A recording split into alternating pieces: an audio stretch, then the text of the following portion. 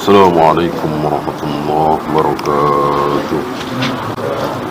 إن الحمد لله نحمده ونستعينه ونستغفره ونعوذ بالله من شرور أنفسنا ومن سيئات أعمالنا.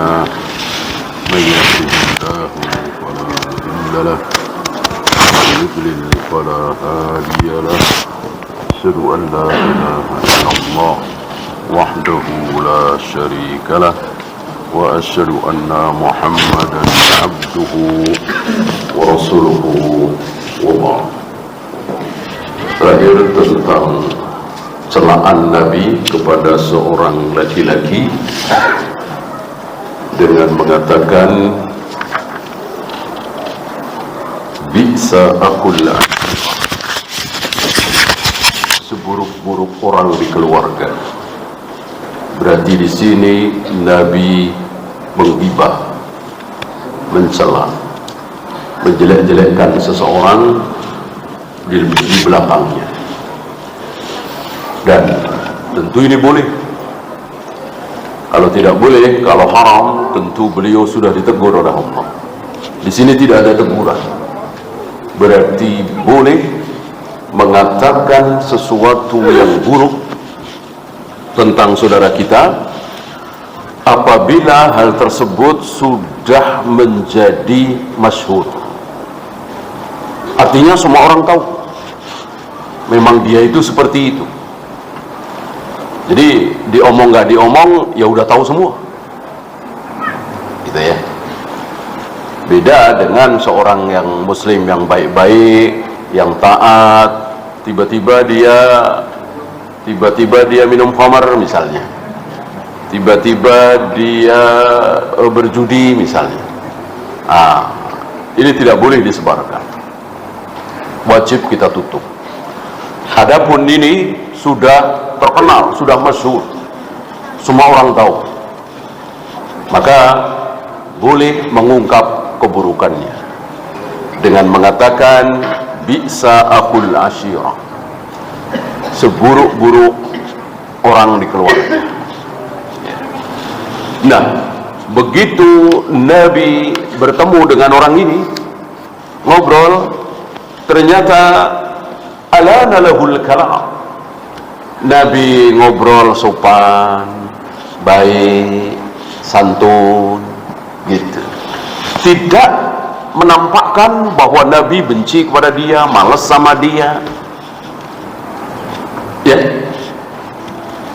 Di sini Aisyah heran.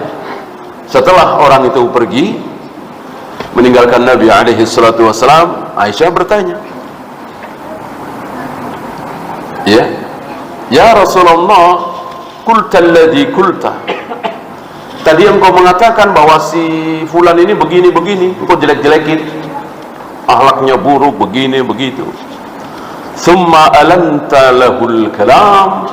Tapi setelah engkau berduaan dengan dia, bercakap-cakap, berbincang, engkau mengucapkan kalimat yang baik, sopan, tidak menunjukkan engkau benci, marah sama dia. Disinilah jawaban Nabi yang berat untuk kita contoh.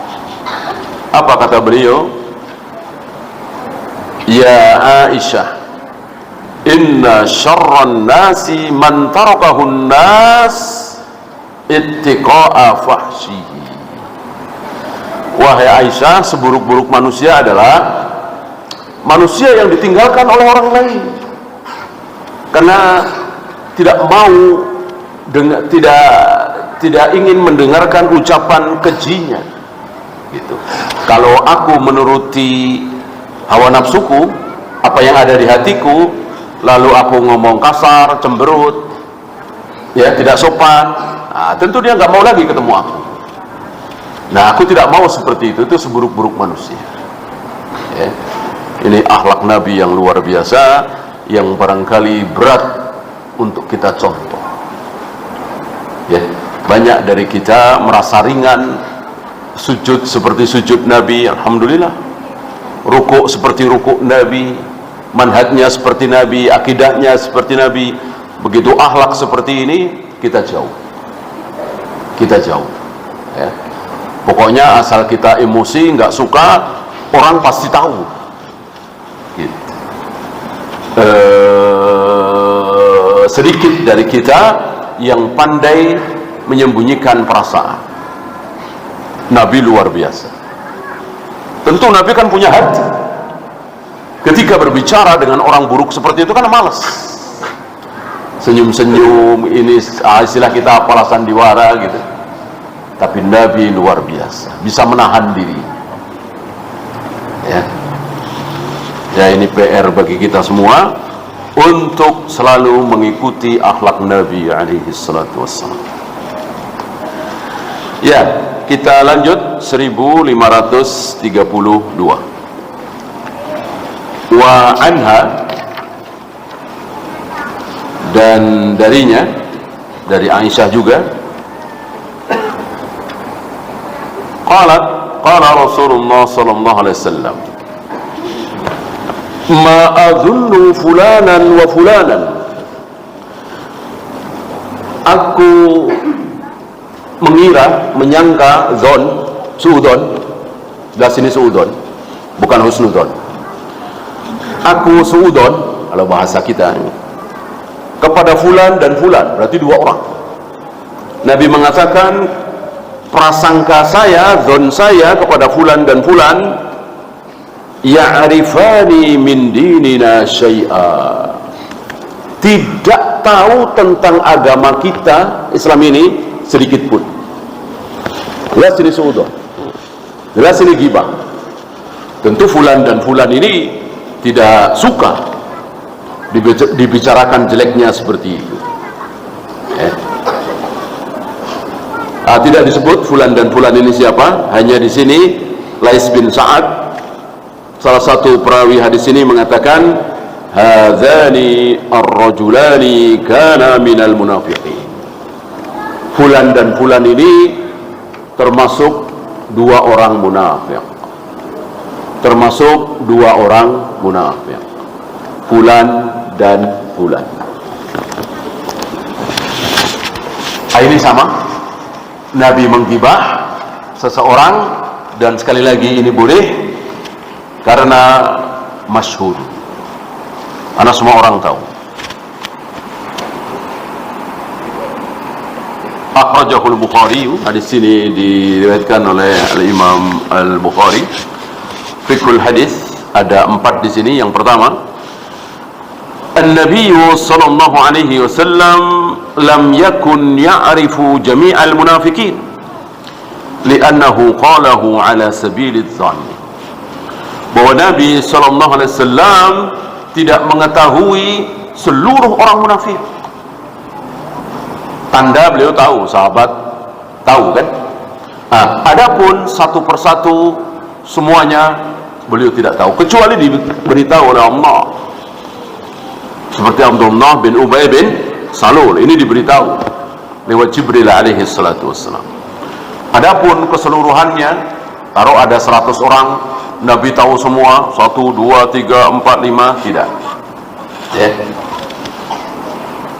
Mana dalil? Li'annahu qalahu ala sabilidz dhann. Karena Nabi hanya dzon saja. Nabi hanya dzon saja. Kemudian bayanu anna ba'dadz dhanni jaizun, menerangkan bahwa tidak semua dzon itu haram. Ada dzon, ada suudzon yang jaiz, yang boleh. Salah satunya yang dilakukan oleh Nabi tadi, li'annahu yakunu fi maqamit tahdhir mithlu halir rajulain, karena dalam hal ini untuk memperingatkan, hati-hati dengan dua orang ini, hati-hati dengan dua orang ini. Walidzalika tarajjama lahu al-Bukhari fi kitabil adab min sahihihi bab ma yajuzu min adh-dhann. Oleh karena itu, salah satu mazhabnya Imam Bukhari, beliau tulis di kitab sahihnya, di babnya, mana bab-bab yang ditulis oleh Imam Bukhari menunjukkan mazhab beliau.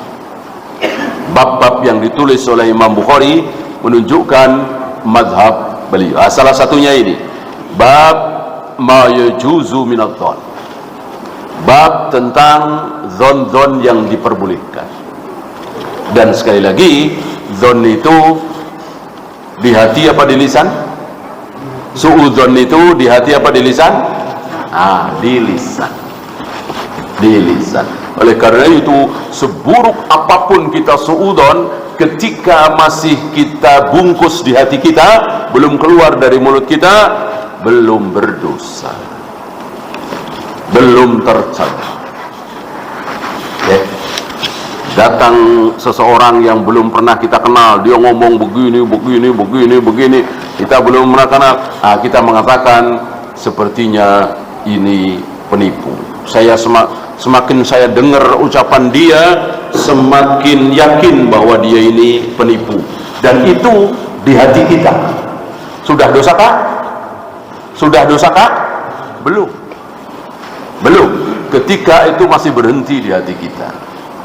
Ketika kita ucapkan, mungkin kepada istri kita atau anak kita atau siapapun, baru dosa.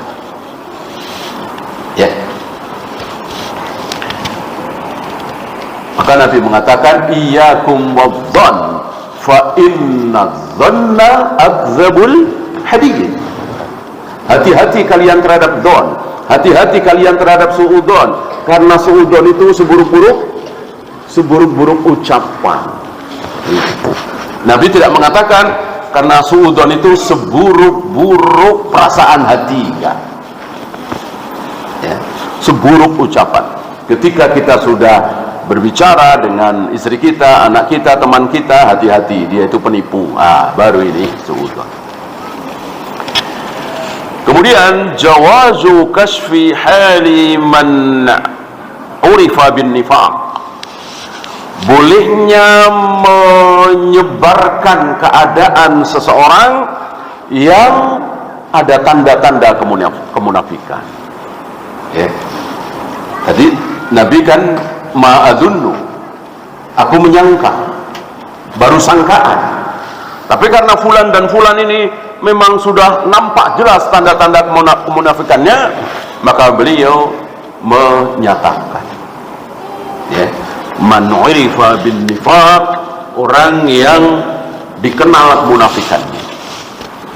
Yang terakhir, adh-dhannu al-manhiyu anhu innama huwa dhanna saw bil muslimi salim fi dinihi wa 'irdihi.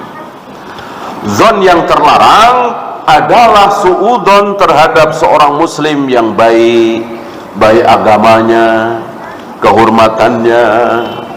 Itu tidak boleh.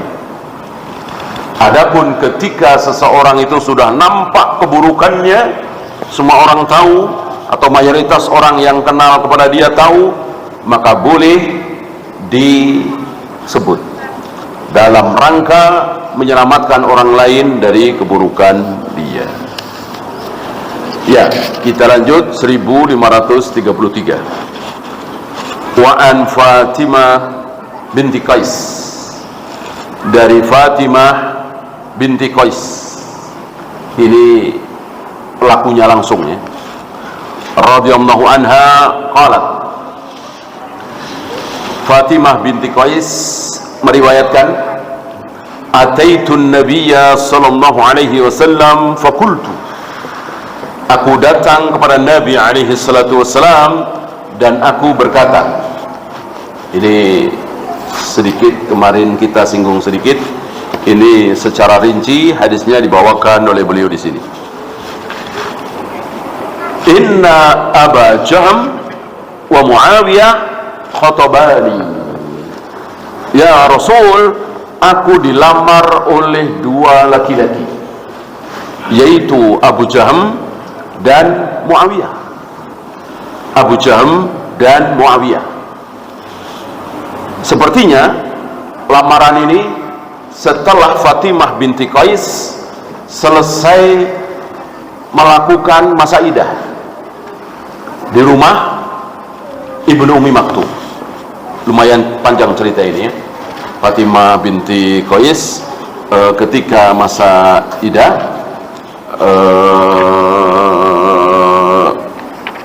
janda, awalnya Nabi menyarankan untuk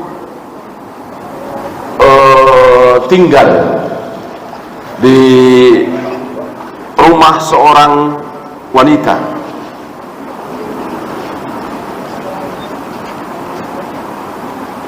Tapi nasihat Nabi ini diralat sendiri dengan mengatakan jangan, karena rumah itu sering didatangi oleh laki-laki. Rumah ini rumah wanita tua. Lalu Nabi menyarankan kepada Fatimah binti Qais untuk menghabiskan masa idahnya di rumah seorang sahabat yang buta, ya, Ibnu Ummi Maktum. Kan dia tidak melihat engkau, gitu ya. Ini hadis yang sahih. Adapun ketika Nabi bertiga atau berempat dengan beberapa istri beliau, tiba-tiba Ibnu Ummi Maktum datang.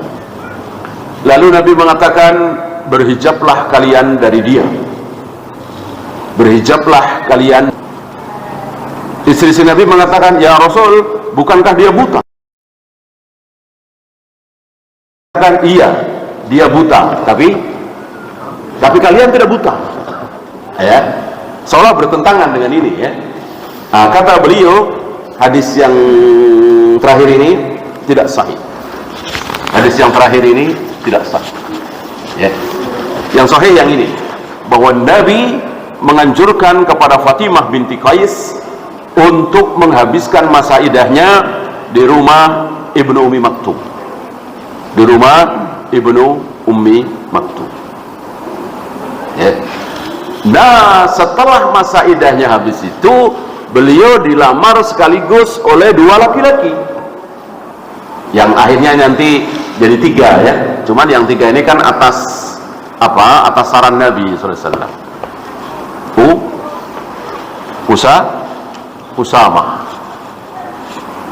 Usamah bin Zaid. Nah, ini dua orang.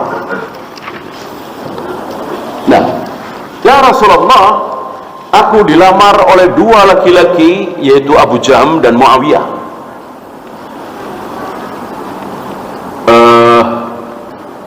Mana yang harus aku terima? Maksudnya begitu. Faqala Rasulullah sallallahu alaihi wasallam, beliau memberikan petunjuk, amma Muawiyah fasu'lu la mala lahu. Jangan nikah sama Muawiyah. Muawiyah itu su'luk itu la mala lahu, tidak punya harta sama sekali, miskin semiskin gitu. Wa amma Abu Jahm, adapun Abu Jahm, fala yad'ul asa an atikihi, tidak pernah meletakkan asonya, pecutnya, tongkatnya dari pundaknya. Artinya dia selalu memegang pecut, tongkat untuk memukul istri. Artinya galak, suka menyakiti perempuan, istrinya. Jangan nikah sama dia, gitu. Ada tafsiran lain, kathirul asfar, tongkatnya tidak pernah lepas dari pundaknya, maksudnya terlalu sering safar, gitu. Jangan mau sama Abu Jahm. Ini tafsiran kedua, ya, karena Abu Jahm itu selalu sering safar, jarang di rumah. Dan kita mendapati beberapa istri yang jatuh ke dalam keburukan, mungkin selingkuh, berzina, takrobuz zina, pacaran, salah satu penyebabnya suaminya terlalu sering safar, suaminya selalu sering keluar kota. Ini sebuah keburukan ya. Ini tafsiran kedua sekali lagi. Maka jangan terima lamaran dua-duanya. Ini petunjuk dari Nabi sallallahu alaihi wasallam. Ada di sini keluar hukum bahwa ketika memperingatkan seseorang, jangan menyebut kebaikannya. Jangan menyebut kebaikannya. Tentu Muawiyah punya kebaikan, tentu Abu Jaham punya kebaikan, tapi tidak disebut-sebut oleh Nabi sallallahu alaihi wasallam. Karena memang sedang memperingatkan, sedang menasihati, memberikan petunjuk kepada Fatimah binti Qais agar tidak menerima lamaran dua laki-laki. Kalau Nabi menyebutkan kebaikan Abu Jaham, kebaikan Muawiyah, ya tentu tujuan tidak tercapai. Malah Fatimah jadi bingung, kan? Gitu.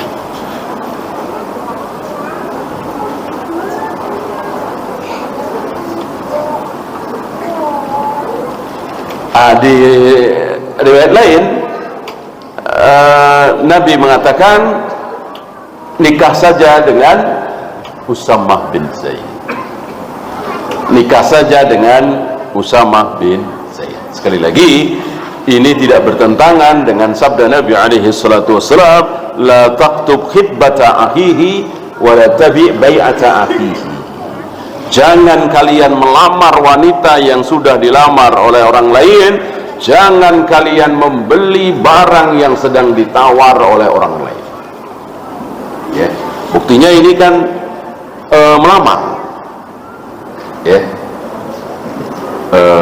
berbarengan, ya. Insya Allah penjelasannya sudah kemarin. Apa?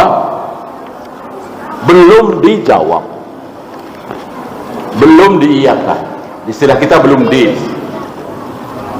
Kalau sudah deal tidak boleh, haram.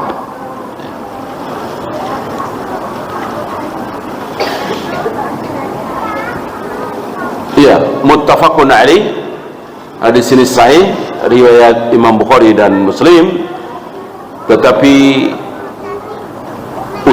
ini ucapan Imam Nawawi, ya, muttafaqun alaih.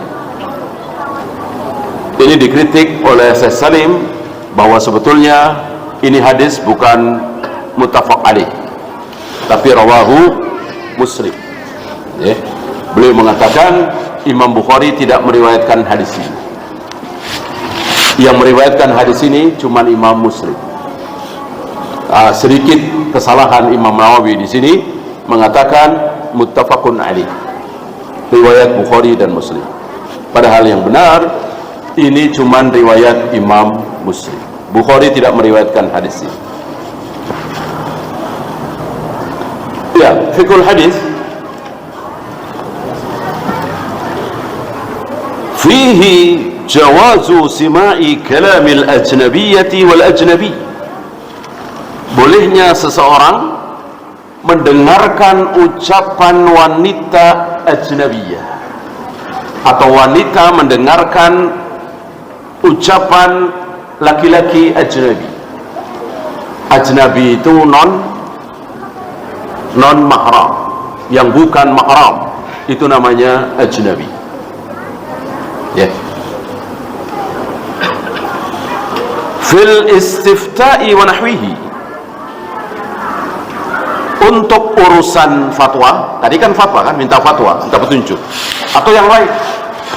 Bolehkah urusan dunia minta diajari ngisi token misalnya? Seorang wanita minta diajarin pada lelaki tetangganya cara ngisi token. Bolehlah? Bolehkah? Boleh. Boleh, dengan syarat tidak muncul fitnah, dengan syarat menutup aurat. Kemudian jawazul khitbati ala khitbati ghairihi idza lam yahsul lil awwali ijabah. Ini dia. Bolehnya melamar wanita yang sedang dilamar oleh laki-laki lain, boleh, dengan syarat belum ada ijabah, belum ada ijab qabul, belum ada deal tadi, belum diterima. masih pikir-pikir. Gitu. Nah, begitu juga jual beli. Ketika si A sudah menawar 1 juta, si B menawar 1,1, si C menawar 1,2, si D menawar 1,3. Nah, kita boleh masuk menawar 1,5 misalnya, 1,6 misalnya, boleh. Tapi kalau penjual sudah mengatakan ya silahkan 1,4 deal, kita masuk. Saya aja berani 1,7, boleh kan? Tidak boleh, haram. Begitu juga kalau lamaran seorang laki-laki sudah diterima oleh pihak wanita, sudah deal, ijab qabul, tinggal nunggu hari H istilahnya, lalu kita masuk sama saya saja, tentang lebih kaya misalnya, haram, tidak boleh. Jawazu dzikril ghaibi bima fihi min uyub allati yaqrauha idza kana lin nasihati wa la yakunu hina idzin ghibatan muharramatan. Bolehnya menyebut secara gaib, ghibah, dari aib seseorang yang tidak disukai dengan tujuan nasihat. Tadi Nabi kan ngasih nasihat, maka boleh. Contoh lain misalnya ketika ada orang, Pak, saya mau kerjasama bagi hasil sama si fulan. Kita tahu persis si fulan ini penipu, begini begitu. Kita boleh menggibah dia. Jangan kerjasama sama dia. Dia penipu, dia begini, dia begini, dia begini. Nggak usah disebut kebaikan. Ya, tujuan kita supaya kerjasama itu tidak jadi. Boleh kan? Boleh.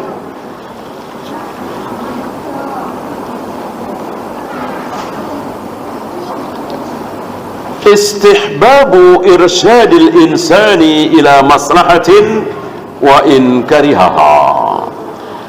Disukai memberikan petunjuk kepada orang lain untuk sesuatu yang ada maslahatnya, manfaatnya, walaupun tidak disukai. Ya tentu ucapan Nabi ini tidak disukai oleh dua laki-laki tadi. Tentu pasti. Si Abu Jahm dan siapa tadi? Muawiyah tentu nggak suka dengan nasihat Nabi kepada Fatimah binti Qais, jelas. Tapi demi kemaslahatan, demi manfaat, demi kebaikan, maka boleh dilakukan. Qabulu nasihati ahli al-fadli wal inqiyadu ila isyaratihim wa anna aqibataha mahmudatun. Disukai menerima nasihat orang yang berilmu dan tunduk terhadap nasihat itu, ya, dan insya Allah berakibat baik, ya. Apalagi kalau menyangkut fatwa, jangan coba-coba melawan, ya. Ini bukan masalah fatwa, ya, artinya seandainya Fatimah binti Qais ini tidak menuruti nasihat Nabi, ya nggak masalah, ya. Kan bukan masalah halal haram, ya kan? Kecuali kalau Abu Jahm itu kafir, Muawiyah kafir, haram. Gitu. Tapi akhlak seseorang yang minta nasihat, ketika dinasihati, sami'na wa ata'na, inqiyad, tunduk. Apalagi minta fatwa. Kalau minta fatwa harus lebih-lebih tunduk lagi. Ambil contoh, antum masih suka apa misalnya, dengerin musik misalnya, antum masih ragu, ada yang mengatakan halal, ada yang mengatakan haram, gitu. Kalau betul-betul haram, antum pasti akan berhenti, ya. Antum kadang masih dengar, kadang karena antum belum yakin. Di sini antum minta fatwa kepada seseorang, antum tentukan dulu siapa yang antum siqah. Kalau orang awam misalnya MUI misalnya, ya kan? Bagi orang awam kan MUI kan ya sudah paling top lah, namanya orang awam, dia nggak kenal manhaj. Nah, apapun jawaban dari MUI itu dia harus sami'na wa ta'na, karena dia minta fatwa. Gitu. Adapun yang tidak minta fatwa ya nggak terikat. Fatwa itu mengikat orang yang minta fatwa. Adapun tidak minta fatwa ya enggak. MUI berfatwa bahwa ini haram, misalnya membeli produk ini haram, ya antum tidak minta fatwa, bebas, ya. Sekali lagi, fatwa itu tidak mengikat. Kita kaum muslimin beragama tidak berpegang kepada fatwa, tapi berpegang kepada dalil, qala Allah wa qala Rasul. Yang minta fatwa namanya juga minta kepada MUI pindah ke depan misalnya, pindah ke si A, ulama A, pindah lagi ke ulama B, pindah lagi ke ulama C, nggak boleh. Untuk dibanding-bandingkan nggak boleh. Dia bukan pelajar yang ingin mudhakarah tentang ilmu, bukan. Dia harus sami'na wa ata'na in qiyad, namanya juga minta fatwa. Jadi tentukan satu saja sudah, jangan pindah-pindah. Kemudian cari jawaban yang paling enak, nggak boleh.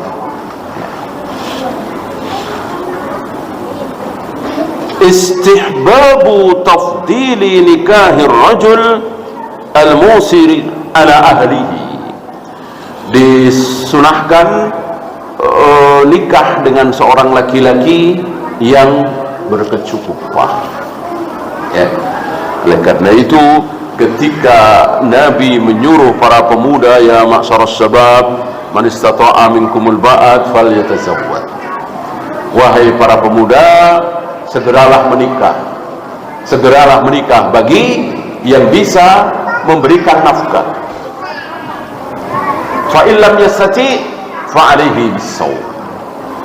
Tapi kalau dia belum sanggup cari nafkah, memberikan nafkah, maka hendaklah dia sering-sering berpuasa. Gitu ya.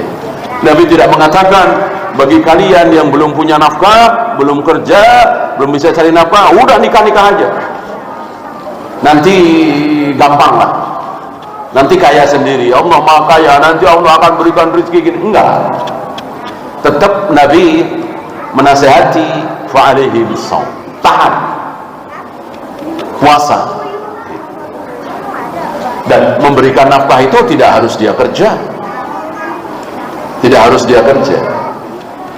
artinya dia punya warisan ratusan juta misalnya, walaupun dia tidak kerja, dia sanggup memberi nafkah sebulan 5 juta, 10 juta gitu. Atau dia mewarisi usaha dari orang tuanya misalnya.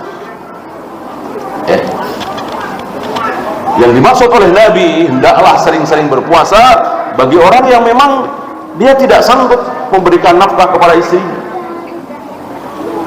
Kalau sanggup, mungkin dari orang tuanya, mungkin dari siapalah, bisa.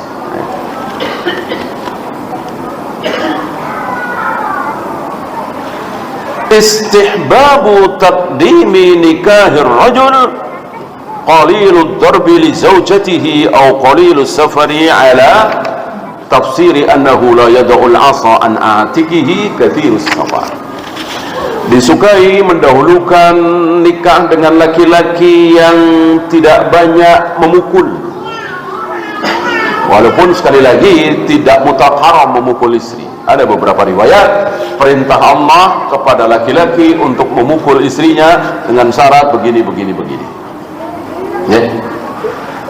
Atau dihindari nikah dengan seorang laki-laki yang terlalu banyak safar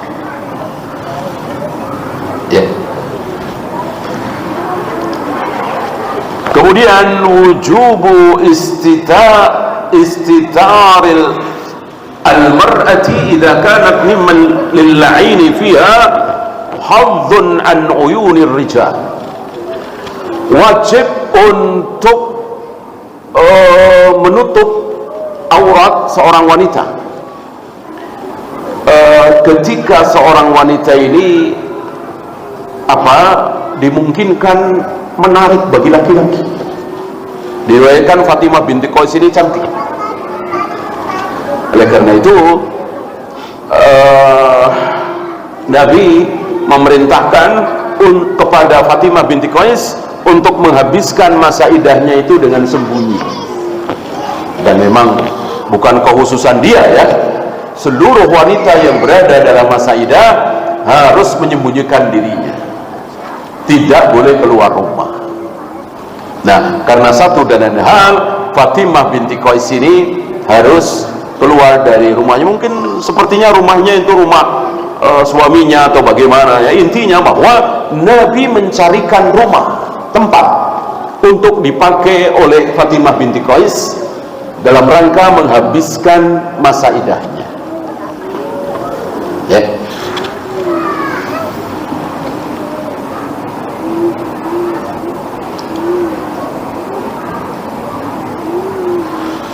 Al-mar'atu salihatu la ba'sa ayyamurra biha ar-rijal. Seorang wanita salihah yang baik-baik boleh dilewati, diajak bicara oleh laki-laki yang bukan mahram. Wa yatahaddatsuna 'indaha, bercakap-cakap, berbincang-bincang sekedar keperluan boleh, dengan syarat tidak dua. Apa dan apa? Halwat, satu lagi ikhtilaf. Dalam hal pergaulan antara laki dan perempuan yang haram dua, halwat dan ikhtilaf. Apa halwat? Berduaan antara laki dengan perempuan di satu tempat tertutup ya, di ruangan. Karena ketika seorang laki-laki dan perempuan berduaan, maka pasti ada yang ketiga. Siapa dia? Syaitan. Fa inna salisahuma asy-syaitan. Jika ada seorang laki-laki dan perempuan berduaan, maka yang ketiganya adalah syaitan.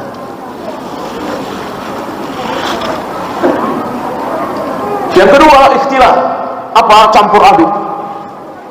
Ya, seperti misalnya ini laki, ini perempuan, laki, perempuan. Nah, ini ikhtilaf.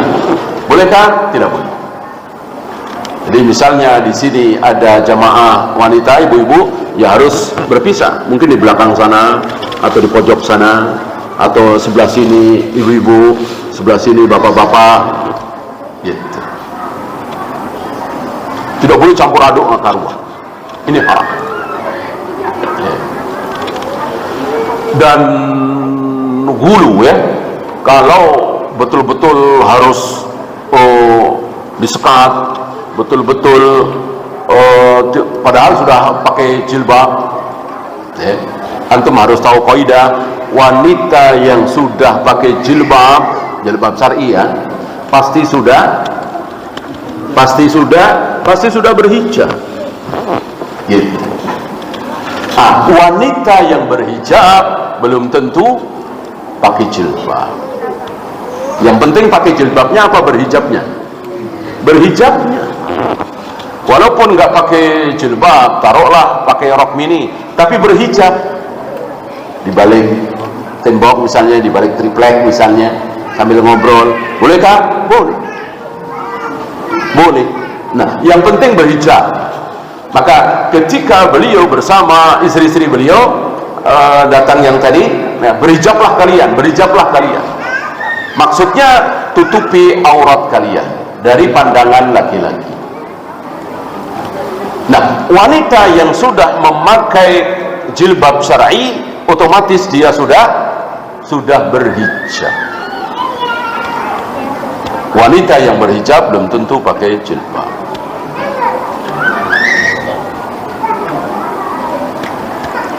Tadi Ummu Syarik ya. Rumah wanita yang dimana wanita ini banyak dikunjungi oleh para sahabat ya. Karena beberapa sahabat sering mendatangi rumah nenek-nenek karena sering dikasih makan, terutama sepulang hari Jumat. Beberapa sahabat menunggu-nunggu hari Jumat karena selesai salat Jumat sering diutamakan oleh nenek-nenek ini. Nah, tadinya beliau menyarankan kepada Fatimah binti Qais untuk menghabiskan masa iddahnya di situ, kemudian diralat oleh beliau untuk berhijab di rumah siapa tadi? Ibnu Ummi Maktum.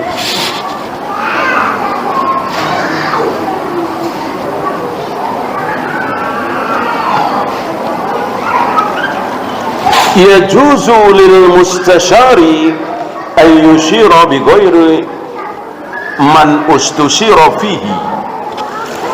Orang yang diajak musyawarah, orang yang dimintai pendapat boleh mengusulkan tentang seseorang yang tidak dimintai. Kan yang dimintai pendapat itu cuma Abu Jaham dan siapa tadi? Muawiyah. Kenapa Nabi tiba-tiba menyodori Usama? Ini boleh ya, ini boleh. Kan Fatimah nggak mengatakan, ya Rasul, saya bingung mau pilih yang mana, Muawiyah apa Abu Jaham. Kenapa bawa Usama bin Zaid? Nah, nggak masalah ya. Karena yang diinginkan adalah kebaikan dari Fatimah binti Qais, dan betul atas petunjuk Nabi ini lalu akhirnya Fatimah binti Qais nikah dengan Usama bin Zaid dan mempunyai banyak anak ya. Istilah kita keluarganya harmonis gitu. Jawazul igya'i fi sifat, bolehnya berlebihan dalam mensifati seseorang, boleh. Muawiyah so'lu nggak ada harta sama sekali, betul? Ini berlebihan. Pasti Muawiyah punya pakaian, punya baju, punya pedang ya, punya mungkin kendaraan. Tapi kenapa Nabi mengatakan la mala lahu? Dia nggak punya harta sama sekali. Apalagi Abu Jaham. Abu Jaham tongkatnya tidak pernah lepas dari pundaknya. Apakah ucapan ini berlebihan? Jelas berlebihan. Karena pasti ketika Abu Jaham ini sholat, mandi, ya makan, minum, tongkatnya lepas dari pundaknya. Tapi kenapa Nabi mengatakan la yada'u asahu min atikihi? Abu Jaham tidak pernah melepaskan tongkatnya dari pundaknya. Berlebihan. Bolehkah? Boleh. Sigot mubalaghah istilahnya. Nah, banyak ulama yang mengikuti cara Nabi dalam hal ini. Misalnya ketika ada syubhat Muawiyah dengan Umar bin Abdul Aziz lebih mulia mana, maka dibantah syubhat ini dengan mengatakan, wallahi demi Allah, seandainya Muawiyah naik kuda lalu kudanya menerbangkan debu, demi Allah debu itu lebih mulia dari Umar bin Abdul Aziz ya. Karena Muawiyah sahabat, tidak mungkin seorang sahabat dibandingkan dengan seorang tabi'i.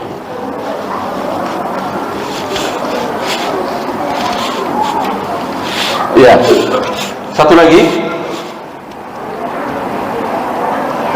jawazu nikahi ghairil aqfa'i idza radiyat az-zawjatu bidzalik. Bolehnya nikah tidak sekufu. Bolehnya nikah tidak sekufu. Kan Usama bin Zaid apa? Budak kan, bekas budak kan, mawali. Sedangkan Fatimah binti Qais bangsawan, kan tidak sekufu. Bolehkah? Boleh, dengan syarat wanitanya ridho. Jadi kufu itu sebuah kebaikan, bukan sebuah syarat. Ya, itu saja. Kita siap-siap berbuka. Subhanakallahumma bihamdika asyhadu an la ilaha illa anta astaghfiruka wa atubu ilaik. Assalamualaikum warahmatullahi wabarakatuh.